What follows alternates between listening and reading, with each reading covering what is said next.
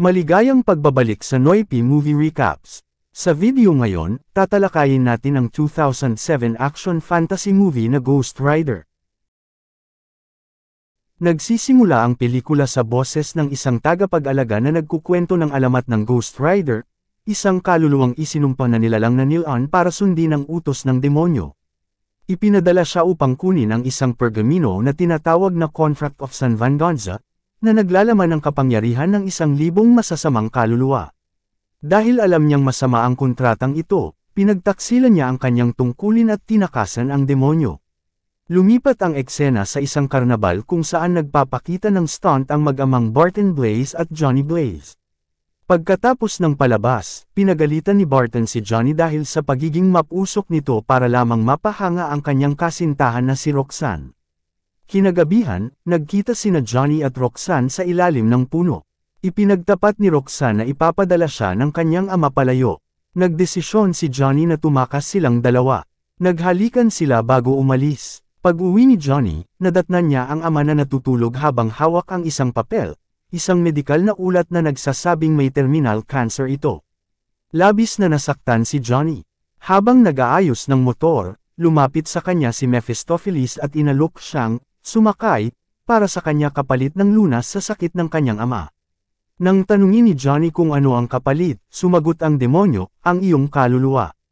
Akala ni Johnny biro ito kaya pumayag siya. Nang maputol ni Johnny ang kanyang daliri sa pagbubukas ng kontrata, tinanggap ni Mephistopheles ang dugo bilang lagda. Pagkagising ni Johnny kinabukasan, masigla at malusog na si Barton. Ngunit sa kanilang susunod na palabas, sinubukan ni Barton ang isang bagong stunt at trahedyang namatay. Habang umiiyak si Johnny, lumitaw si Mephistopheles at sinabing kukunin niya si Johnny kapag kailangan na. Umalis si Johnny, iniwan si Roxanne. Lumipas ang 10 taon. Si Johnny ay sikat na daredevil. Sa isang stunt, muntik na siyang mamatay ngunit hindi siya nasaktan. Nagtaka ang kanyang kaibigan na si Mac kung paano siya nabubuhay pa. Habang nasa sasakyan, nakita ni Johnny ang sarili niyang mukha na sandaling naging kalansay habang kumikidlat. Samantala, dumating si Blackheart sa isang bar at pinatay ang mga miyembro ng isang gang gamit lamang ang paghipo. Kinausap niya ang 3 elemental spirits, sina Gressel, Wallow, at Abagor, upang hanapin ang Contract of San Venganza. Sumang-ayon ang 3 kahit takot sila kay Mephistopheles. Nang muling magkita sina Johnny at Roxanne sa isang panayam, hindi makasagot si Johnny. Umalis si Roxanne, pero pinahanga ni Johnny ang lahat sa kanyang stunt, gamit ang 6 na helicopter. Kinausap niya si Roxanne sa highway at napapayag niya ito na magkita sa hotel-restaurant. Nagpakita si Mephistopheles kay Johnny at ipinaalala ang kasunduan nila. Ibinigay niya ang isang bagong motor at inutusan siyang habulin si Blackheart. Sa kanyang paglalakbay, sumiklab ang kanyang katawan hanggang sa magbaga ang kanyang bungo, siya na ngayon si Ghost Rider.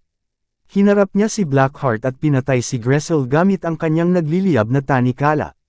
Niligtas din niya ang isang babae mula sa holdapper at ginamit ang penance stare, isang kapangyarihan kung saan nararamdaman ng isang tao ang sakit ng lahat ng kasalanang ginawa niya.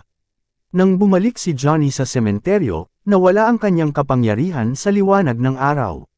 Ipinaliwanag ng tagapag-alaga na si Ghost Rider ay isang bounty hunter ng impyerno. Ang tagapag-alaga ay nagsalaysay rin tungkol sa huling Ghost Rider at ang mga kaluluwa ng San Venganza. Binalaan niyang ligtas lang si Johnny sa banal na lupa. Inaresto si Johnny ng pulisya. Sa loob ng selda, inatake siya ng mga preso pero nag-transform siya bilang Ghost Rider at tinalo ang mga ito. Tumakas siya at tinalo si Abagor sa itaas ng isang gusali gamit ang kanyang tanikala na ginawang buhawi. Ipinahayag ng tagapag-alaga na siya si Carter Slade, ang dating Ghost Rider. Ibinigay niya kay Johnny ang kontrata na itinago niya sa hawakan ng kanyang pala.